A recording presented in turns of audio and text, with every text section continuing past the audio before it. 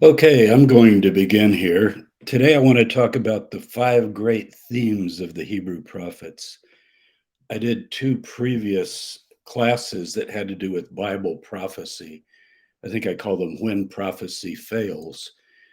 And that's the way people normally think of prophecy, predicting the future, maybe even calculating the future, trying to come up with dates or scenarios of the end times. So I want to switch from that and actually talk about the original idea of the Hebrew prophets and what is prophecy. Many of you know that if you take, I've got my Bible here, just a normal RSV Bible that I use all the time. It's got the Old Testament, so called New Testament, and Apocrypha, and it's a study Bible. I remember growing up as a kid in the church, Church of Christ, learning that it's law, history, poetry, and prophecy. And that's actually the way the books are arranged. And when you use that arrangement, Daniel is in the prophets.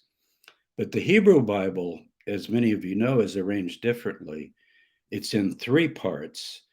First of all, the Torah or the law, and then the Nevi'im, the prophets, that are not Isaiah, Jeremiah, Ezekiel as a beginning, but actually Joshua, Judges, and so forth. And then the writings, the Ketuvim, at the end.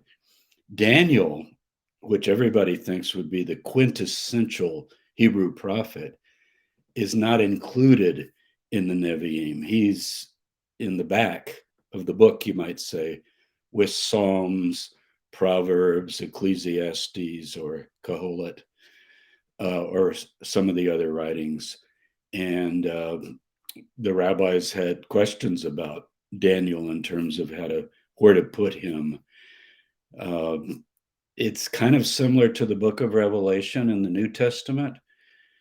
You know, Revelation, the book, claims to be a revelation of Jesus Christ.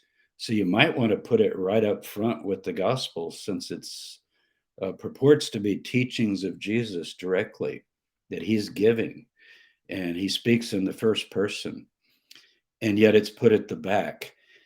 And I think it's kind of for the same reason that the idea of Daniel with his visions and his times and different kinds of calculations, the 490 years, the 70 weeks prophecy, and so on, is often considered to be dangerous, maybe, or forbidden territory, or people come up with all kinds of interpretations, as they do with the book of Revelation.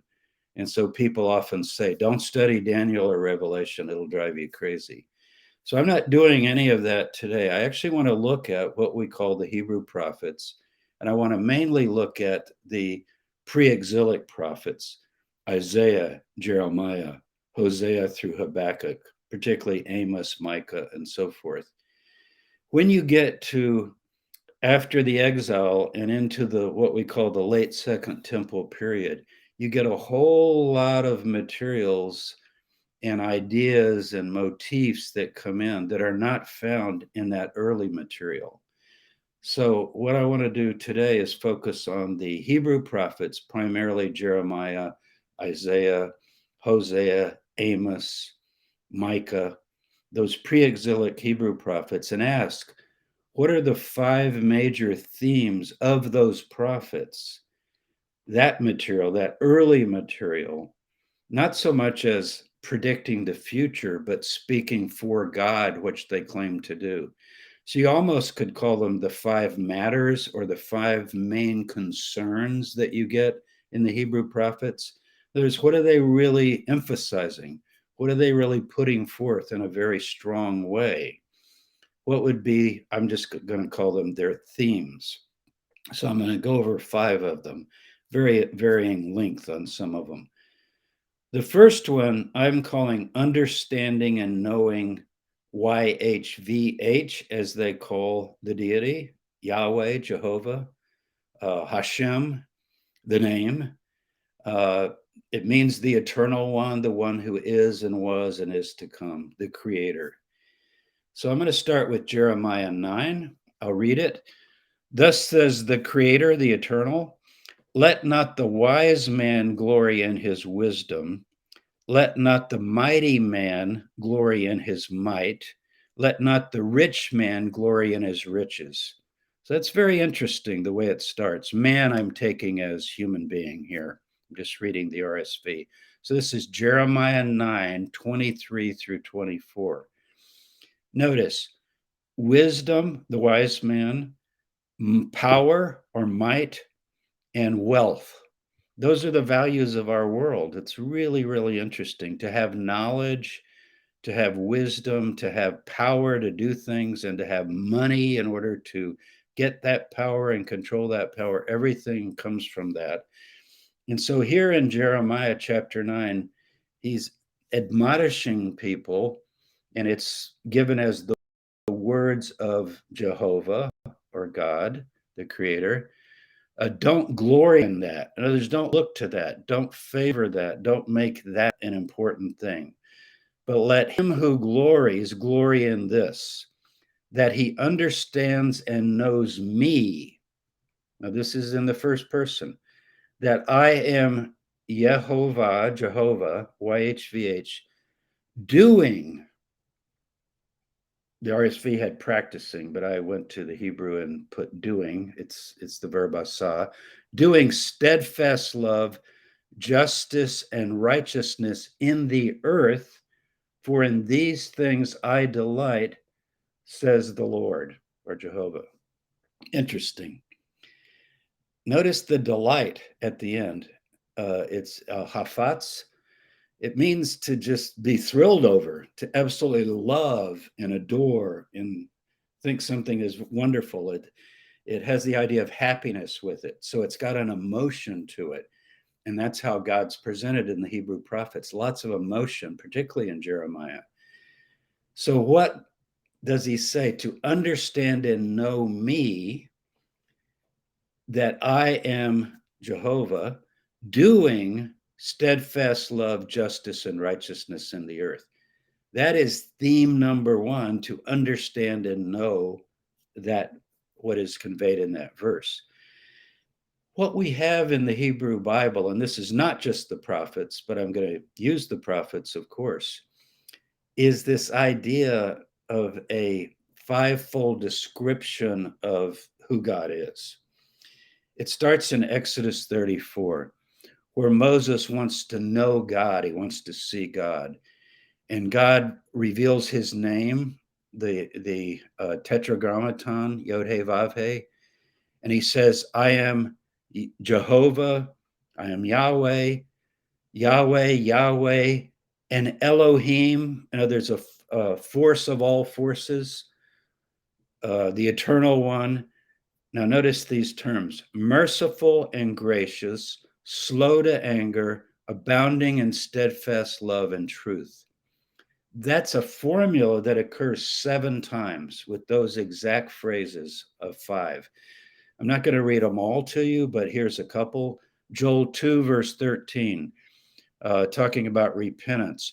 Return to Jehovah your God, for he is gracious and merciful, slow to anger, abounding in steadfast love. So there you have just the 4. Jonah 4, verse 2, for I knew that you were a gracious God and merciful, slow to anger, abounding in steadfast love, and repenting of evil. Psalm 86:15. But you, O Adonai, there the name the Lord is used, or the Lords in plural, the Lord of all lords. You are a God, an Elohim, merciful and gracious, slow to anger, and abounding in steadfast love and truth. Psalm 103. He made known his ways to Moses, that's the psalmist writing, that Yahweh is merciful and gracious, slow to anger, abounding in steadfast love. Psalm 145:8, Nehemiah 9:17 are the other 2. And they're very, very consistent.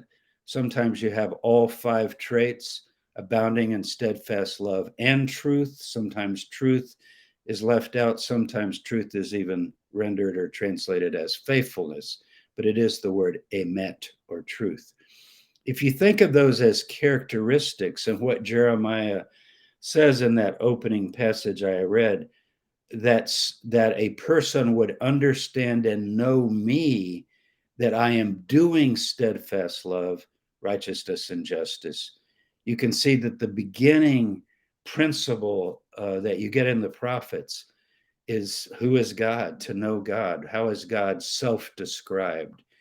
And these five traits, used 7 times that exact formula, really stands out. And notice it's in the Torah, the prophets, and the writings. So it's all the way through consistently. It's literally the ID, the self-identification of the creator. So that's the first uh, great theme that comes out in the prophets. Uh, if you go through many, many texts in the prophets, you get words like hesed, which is loving kindness. I'm giving you the Hebrew. Mishpat, which is judgment. That's really making wise and right decisions. Tzedakah, doing the right thing. Emet, being truthful. And then emunah, the idea of faith or trust. Those are the big five: loving kindness, judgment or justice, righteousness, truth, and faithfulness. So that becomes a formula throughout the prophets. And building off of that passage in Jeremiah 9, the plea of Jeremiah is that if people want to understand the message of the Hebrew prophets, that they need to understand and know me. That connects to a second point that I'm going to call the Abrahamic plan. And it comes up again in the prophets. Jeremiah again, sticking with Jeremiah here. This is chapter 4, verse 1. If you return, O Israel, says Jehovah, to me, you should return. And if you swear, as Jehovah lives, meaning you're oriented your life, the idea of swearing by Jehovah in the Hebrew Bible means that you're always aware of that presence, that you're ordering your life according to faith that God lives. And notice what it then says: in truth, in justice, and in righteousness, then nations shall bless themselves in him, and in him shall they glory. So here you have an extension of the idea of truth, justice, and righteousness, 3 of those traits of the 5, that nations then will bless themselves. Now, that's sort of an odd idea. It's actually speaking about Abraham. Many of you will remember Genesis 12, verses 2 and 3. You've actually got this breakdown of 7 elements. Abraham is told to leave his country, his family, and his house, and go to a land that he'll be shown. We call it the Holy Land, the Promised Land today. And then here are the 7 things. I will make of you a great nation. I will bless you. I will make your name great so that you will be a blessing. I will bless those who bless you, and him who curses you, I will curse. And here's number 7. And by you, or in you, all the families of the earth. And it's actually the idea of the nations again, that the nations will bless themselves in him. All the nations of the earth shall bless themselves. There's some grammar there that I just want to explain. The first 3, I will make of you a great nation, I will bless you, and I will make your name great. Grammatically, there's something called the cohortative. It actually means to exhort. And it's the idea that let me make you a great nation, let me bless you, let me make your name great. It's this idea of urging, or go from your house and your family and your land, and let me do this, and let me do this, and let me do this, so that you'll be a blessing. Well, blessing is okay in English, but then when it says, I will bless those that bless you and curse those that curse you, curses, actually, that's again, a lot is influenced by the Geneva Bible and the King James Bible, and these translations just continue. But it's actually the verb kalal, and it means to treat lightly. In other words, if anybody thinks this is not of any weight or importance, not necessarily that they turn and curse it with some sort of epithet or something, but they just don't consider the task or mission of Abraham here as important, then that person will be disregarded, arar. That person will not be part of it. But those who are part of it, as it says here, by you, all the nations of the earth will be blessed. And that's actually shall bless themselves, I think is a better translation. We call that the reflexive. That is, they're going to be able, through this Abrahamic plan, to find good for themselves. So, what is the plan? What is this idea? That's the statement of it, but what is it? In Genesis 18, you get some very similar language. It's one of my favorite verses in Genesis because it has God kind of talking to himself, which I like. And he's actually saying, he's talking about the destruction of Sodom and Gomorrah. And it says, and Jehovah said, notice, shall I, he's speaking to himself, shall I hide from Abraham what I'm about to do? Seeing that Abraham shall become a great and mighty nation, and all the nations of the earth shall bless themselves by him. So it's actually a restatement of what you get in Genesis 12, the plan. But here's what I really like how he answers himself. He goes, no, shall I hide from Abraham? No, I'm not going to do that. For I have known him. Now, I think the King James and even the Revised Standard, they say, I've chosen him. They're already trying to get into the idea of the chosen people. And, chosen could be okay, I suppose.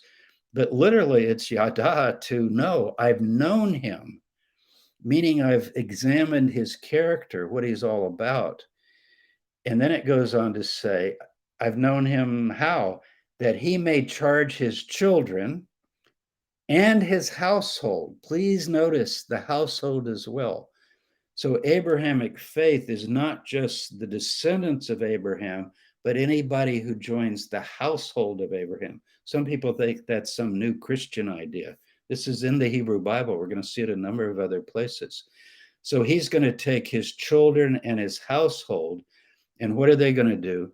They're going to keep the way of Jehovah by doing righteousness and justice.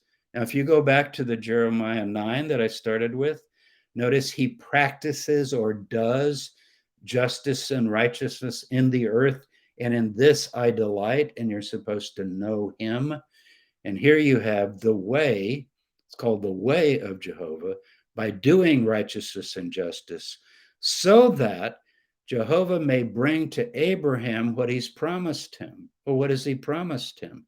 It just says in the previous verse that all the nations of the earth will bless themselves in him. So there's something going on here. You've got the nature of God revealed in this language, these five great terms. And now you've got the plan, the Abrahamic plan, in which all the nations are going to get blessings upon themselves. And we'll go into some of that more as we go into the other three. So, what is this way of righteousness and justice? Those are generic terms. You could say, well, what is right? What is just? How does that decide it? There you go to, I think, what are called the 10 words. I don't think they're called that. I think you go to what are called the 10 words. Most people call them 10 commandments. But the 10 matters, the 10 things, the 10 topics, the 10 subjects, they're called in the Hebrew Bible the edut, the testimony. It's actually a kind of self-testimony of God. Here's the testimony that I'm given. But I want to read you what Rabbi Hertz, if you know this book, the Pentateuch and the Haftarahs, I really recommend it.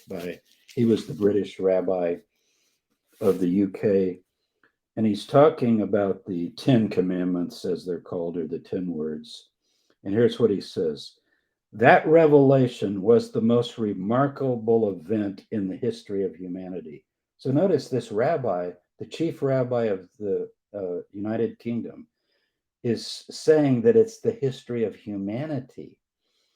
I have a phrase that I often use, and I know Ross Nichols and others use, Decalogue faith for all the world. In other words, the 10 words, the 10 matters, go back to what Jeremiah says in Jeremiah 9, in these things I delight. And so they're universal. They have to do with who is the creator God, remembering God as creator, particularly with the Sabbath day. But then let me continue reading what Hertz says. It's the birth hour of the religion of the Spirit, which was destined in time to illuminate the souls and order the lives of all the children of men. The Decalogue is a sublime summary of human duties binding upon all mankind, or humankind, I'll call it, a summary unequaled for simplicity, comprehensiveness, and solemnity, a summary which bears divinity on its face and cannot be antiquated as long as the world endures. It is at the same time a divine epitome of the fundamentals of Israel's creed in life, and Jewish teachers, ancient and modern, have looked upon it as the fountainhead from which all Jewish truth and Jewish teaching could be derived.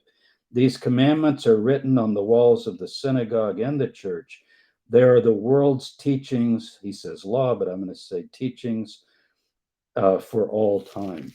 So, this idea of breaking down the 10 words or the 10 matters into principles, this is another part of the Abrahamic plan, because if Abraham is going to teach his children and his household this way of the Lord by doing justice and righteousness, you have to break down and define what the way of the Lord is. And that's exactly what he's doing here. So here you have in the prophets, they're repeated many times. Jeremiah 7, will you steal, murder, commit adultery, swear falsely, and then come into this house and say, we are delivered? You know, we're the chosen ones. And you can see here that would be a breakdown of the plan. Don't steal, don't murder, don't commit adultery, don't swear falsely, tell the truth. Hosea 4, 1 and 2. There's no faithfulness or kindness or knowledge of God in the land. Notice again, knowledge of God. And what is knowledge of God? There's swearing, lying, killing, stealing, committed adultery. They break all bounds, and murder follows murder. So there you've got a summary, particularly of the things among human beings and human behavior: sexual purity, respecting property, respecting life, respecting language, not swearing. So the Abrahamic plan is that knowledge of God would be translated into some kind of a household of Abraham that would then represent it to the world, so that justice and righteousness could come to the earth. The third emphasis or theme of the prophets is the servant nation. Most people think of it as Isaiah, second Isaiah, particularly Isaiah 40 through 53, but it's also in other places as well. It does occur 20 times in those chapters as you go from 41 to 53, but it's also in Jeremiah and it's other places, and the idea is throughout the prophets. And the idea would be, let me just read you Isaiah 41, 8 through 9. But you, Israel, my servant, Jacob, whom I've chosen, the offspring of Abraham, my friend, you whom I took from the ends of the earth and called from its farthest corners, saying to you, you are my servant, I've chosen you, I will not cast you off. So that's one of the early passages. I think that's the first one, where the people of Abraham, and remember, it can be extended beyond the bloodline of Abraham, but the people of Abrahamic faith, who have the faith of Abraham, are addressed here. And Abraham is called God's friend. It's actually my love, the one I love, the one in whom I'm well pleased. You're my servant, I've chosen you. Now, whenever you say chosen, you have to say chosen for what?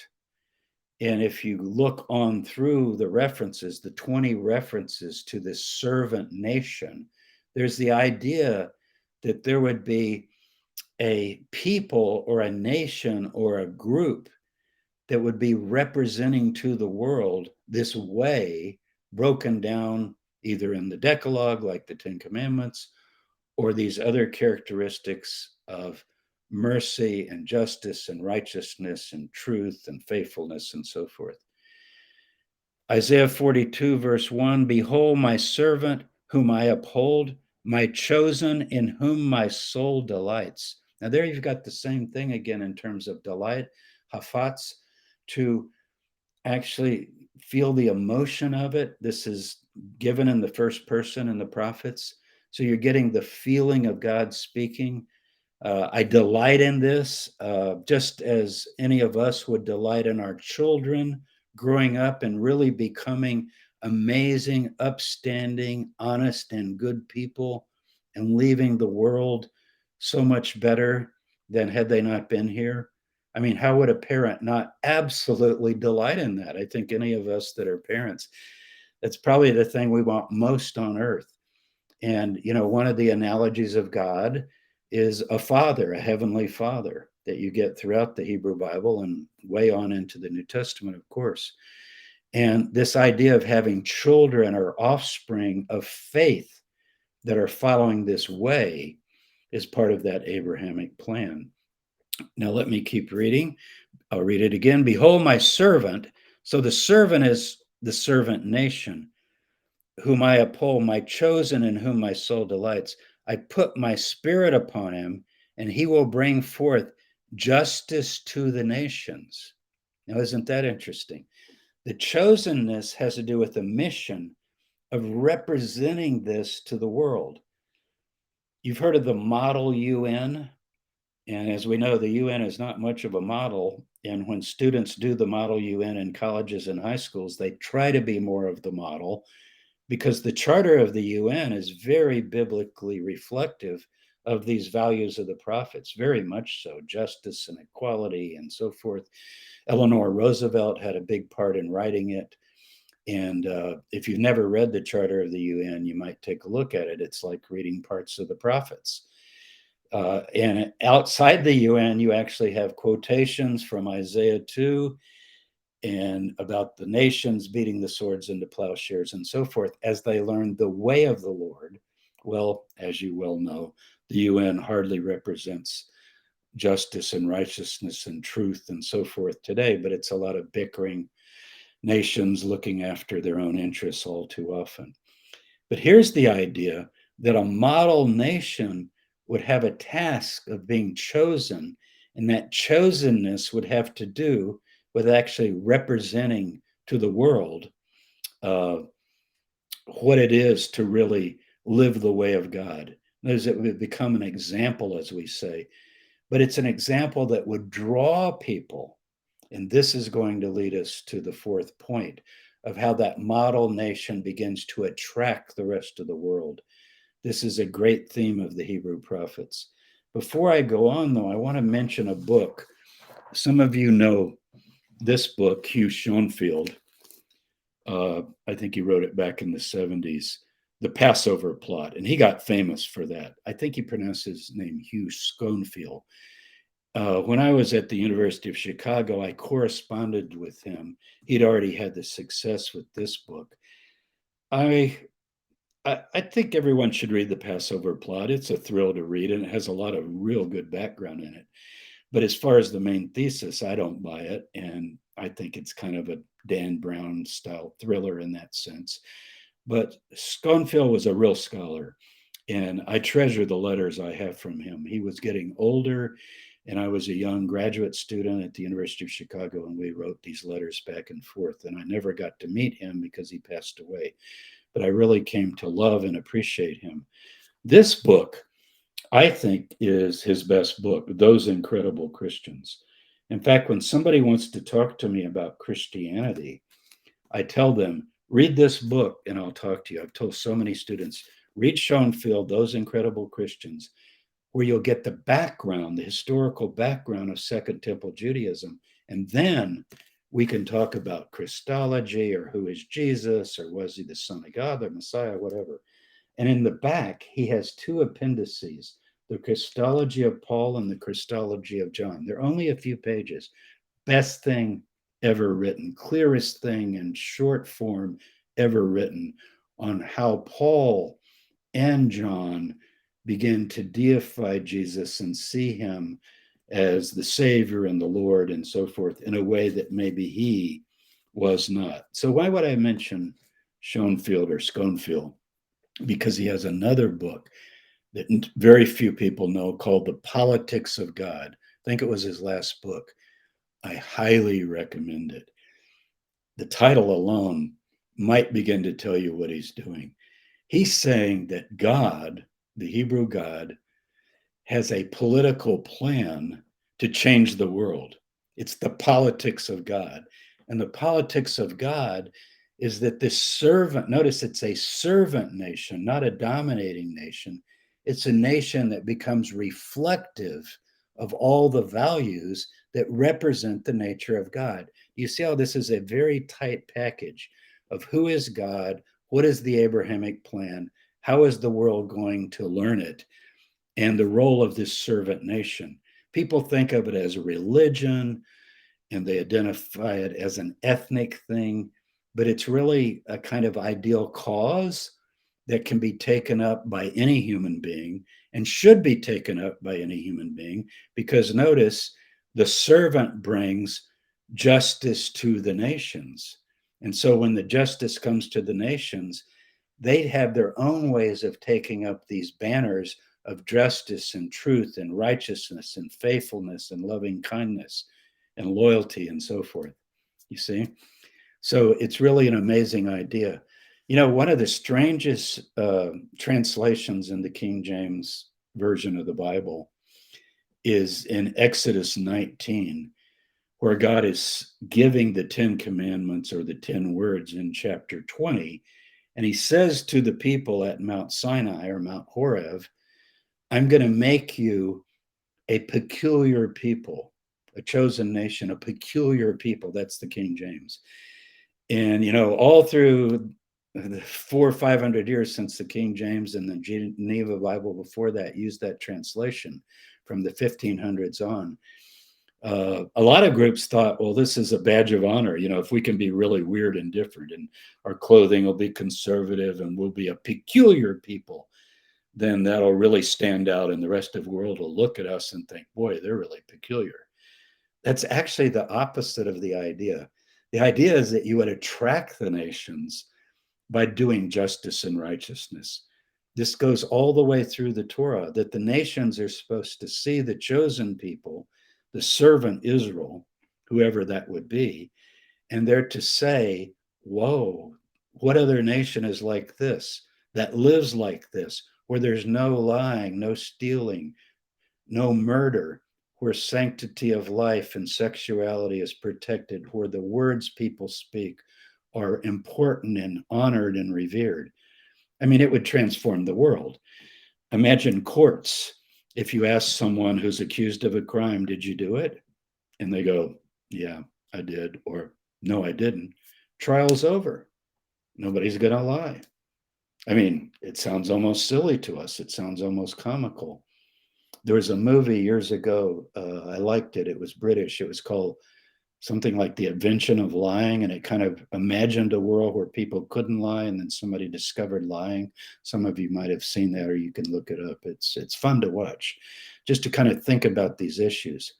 I've got keys all over the place, locks. Thou shalt not steal, financial stealing. Graft is the biggest problem in the world with most governments. Corruption, whether it's business, government, politicians.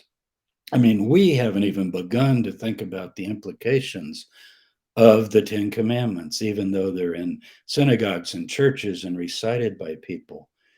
They are not simple little childlike platitudes. They are major geopolitical realities that would transform the world if they were taken up. Now, according to the prophets, the only way this is going to happen, and I think there's an if to it, if you repent, Jeremiah says in Jeremiah 4, if you return to the Lord and swear in his name, then the nations will bless themselves. But what if you don't? You see, you have the consequences. And that seems to be what we're living with. And so, you know what that word actually is in Hebrew is segulah, just like it sounds, segulah. It means a treasure. In other words, you would be the jewel of the planet because you would be the shining jewel that would be reflecting the justice and righteousness of the Torah or teaching. I'm going to use the word teaching because I'm not talking about a Torah scroll. I'm talking about primarily the testimony of what God is like and how that would translate into human living and human affairs. And so in Exodus 19, rather than a peculiar people, it's a treasured people without whom the world would not go on. What would be the point of the world? Is the world just for people to exercise power and riches and might and oppression and violence and anything they can get away with? Or is it to be a planet or a world in which righteousness and justice prevail? So, this idea of the servant nation is the third theme of the prophets, and it's just all over the place. Isaiah 51, verse 2, look to Abraham, your father, and to Sarah, who bore you. For when he was but one, I called him, and I blessed him and made him many. So, this idea of the people of Abraham, I'm going to say the household of Abraham, people who take up the Abrahamic banner, they then become the politics of God, the way to transform the world. Now, if you want 2 chapters on how Jeremiah dreams, Jeremiah's having a dream. And some interpreters even said it's God's dream. I gave a class years ago called God's Dream, where I used that verse. But if you look in Jeremiah 30 and 31, 30 and 31, those 2 chapters, there you've got the dream. And the dream is that there would be this holy nation, this treasured nation that would begin to reflect the words of the covenant. And then it's spoken of as a renewed covenant, not the covenant that was broken and cast aside by the double exiles and by really much of human history, but a new covenant in which people would come together and they would begin to reflect these values of this Abrahamic faith. So take a look at Schoenfield, the politics of God. He's not talking about any religion. He's not even talking about any certain nation, but he's talking about the ideal that the way the world gets fixed is by an example finally existing on the planet to which people can look and be drawn to and learn about. And that indeed is what you have in the prophets. In Isaiah 2, Micah 4, you have pictured a time when all the nations would go up to the mountain of the Lord. And what are they going to say? That he may teach us his ways and we may walk in his paths. Okay, teach us his ways. Well, what are the ways? I started with that. What are the ways of the Lord? What is the way of the Lord that Abraham was supposed to teach his children and his household, his wider household? Well, we've gone over them. You know, the principles are the very nature of God: to be gracious and merciful, slow to anger, abounding in steadfast love and truth, and delighting in justice and righteousness, filling the earth. So those are the ways that they're going to learn, that these nations, and notice they're drawn. They say, come, let us go up and learn these things. That's the picture. It's pictured as a mountain that'll be exalted higher than any other mountain. Mountains are usually symbols of nations. And so this chosen nation, this servant nation, Israel. And remember, Israel can be used ethnically, it can be used for the country of Israel today, it could be used biologically when people talk about literal descent and they get into DNA and so forth. But it can also be used to talk about the collective group that gets the job done in terms of being the nation that takes up the call, the group of people who take up the call.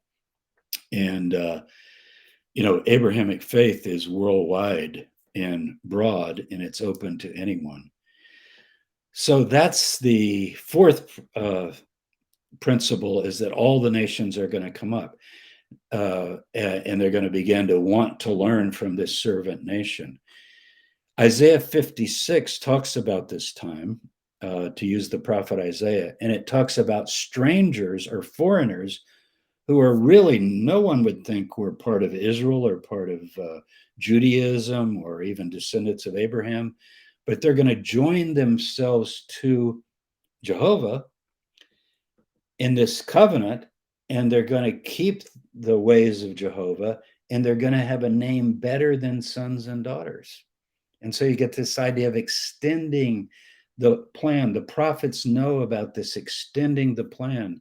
Jeremiah and Isaiah particularly talk about it, so that the nations come up. Finally, Isaiah 11 sees a time when this begins to bear fruit. And not only do you have the wolf lying with the lamb and the child playing on the poison den of an adder or poisonous snake or scorpion and all of that imagery, but you have the idea of no violence. They will not hurt or destroy on all my holy mountain. And also that the earth will be full of the knowledge of the Lord, of Jehovah. Notice the knowledge of knowing, that goes all the way back. What should you glory in or boast in? That you know me. So the earth would be full of the knowledge of the Lord as the waters cover the sea. So all nations is the fourth principle. It's universal. It's for the whole world. Finally, the fifth thing, and this is where we see through a veil darkly. It's really hard to tell much about it, but we get hints at the end of Isaiah, particularly the last two chapters, Isaiah 65 and 66, that this is something that transcends any kind of geography. Starts out, heaven is my throne, the earth is my footstool. What is the house you will build for me? This is God speaking, or Jehovah, first person. To this human or man will I look, to him who is of a humble and contrite heart and trembles at my word, as if the individual person is now going to become the vessel or vehicle for representing the temple or holiness or religion, or what people think of as religion in our world today. And as you read through those chapters, you begin to get language about a new creation, a new heavens and a new earth. Now, there's all ways of interpreting that. Some people want to go into a world to come, a world beyond this world that we call the physical world, the world of death and sin and suffering and violence and chaos and so forth. Others see it as fixing the world, this world coming into its potential, into its perfection, not a magical solution that would be in another world or some apocalyptic rescue from the skies coming and just automatically making everything okay, which is the view that you begin to find in various Second Temple Jewish literature. And apocalypticism is the idea that God will suddenly come and straighten everything out and it'll all be made perfect. But in Isaiah 65 and 66, this new heaven and new earth creation begins to talk and describe a time that sounds very much like this world. It even mentions death. But then Isaiah 26, which is the most, I guess, mysterious chapter of Isaiah, there's this idea, 25, 26, that death could be swallowed up and death could maybe disappear, and that there would be this victory and this feast of all peoples. Sometimes it was later called the Messianic banquet and so forth. But I'm just going to call it a new creation. So Genesis 1 would be creation 1. This would be the new creation. But it seems to come from the old creation, as the old creation could develop into the new creation, and the old covenant or the first covenant could develop into the new covenant in which the plan would actually work. So if you put all of these together, who is God and what is the nature of God? What is the Abrahamic plan? And then how is that going to be implemented through the servant nation? And then how will that go to all the nations? And finally, how would the world become what it potentially could be? Then you've got basically the vision of the prophets. So I guess you could call it prophecy, but so many of those texts of the prophets seem to be conditional. If you return, turn to me and I will turn to you. You get that constantly. And if people are not turning, then what happens? And in the last of the Hebrew prophets, the book of Malachi, there is a chilling verse that says, if the fathers and the children's hearts don't turn to one another, which could be interpreted in various ways, generationally or whatever. But I think in context, it is talking about this very thing that I'm talking about in this class today. Lest, he goes on to say in Malachi, lest I come and smite the earth with a curse. Karam is the word, utter destruction. And you have to wonder, could that be brought on by human beings finally so disregarding these principles of justice and righteousness and truth and loving kindness and goodness and so forth? Could that come about because of what we do to each other, to the planet, and even to our corner, at least, of the solar system? It's kind of a chilling verse, lest I come. So the Elijah, the prophet, is supposed to come and restore all things. And whether that's seen as a figure, because it actually doesn't say Elijah spelled the way Elijah is in the historical portions of the Bible, but one who would say, my God is Jehovah, an Elijah like figure, Eliyahu, that he would come and preach this kind of thing. And if people don't respond, then the earth goes into chaos and void. That Yahweh did not create the earth to be a chaotic void, but to be inhabited. But could the earth become a chaotic void, if this politics of God, as Schoenfield called it, does not really succeed, does not really operate? So I want to leave you with that. It's a personal enough message when people are reading the Hebrew Bible, people who believe in a creator, people who believe that the world could develop into the ideals that the Hebrew prophets set forth, that even the United Nations uses in the symbol of the Isaiah wall across from the flags of all the nations. Any individual can take up that cause. Notice the foreigner who lays hold of the Lord, not joins a religion, but lays hold of the Creator, YHVH, doing justice and righteousness, becomes one whose name is better than sons and daughters, and can become part of then this servant nation. So the prophets have dreams. I assume they're also the dreams of God, but I like that term. But you can wake up from a dream, and what Jeremiah says, I woke up from my dream and my spirit was refreshed.